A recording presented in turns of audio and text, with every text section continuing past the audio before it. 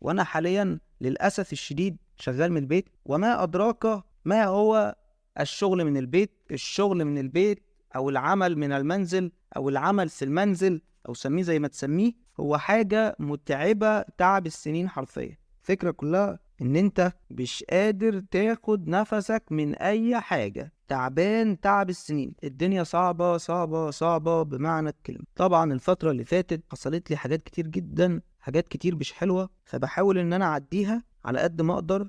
بحاول إن أنا أعمل أي حاجة في أي شيء وأبعد عن أي حد عشان الدنيا بتاعتي تبقى حلوة والدنيا بتاعتي تبقى جميل. طبعا الوضع غريب، الوضع مش جميل، الوضع مش لطيف، بس الحمد لله على كل حال، الحمد لله على كل شيء، الحمد لله في السراء، الحمد لله في الضراء، الحمد لله دائما وأبدا، الحمد لله على كل حال وعلى كل شيء. Oh, yeah.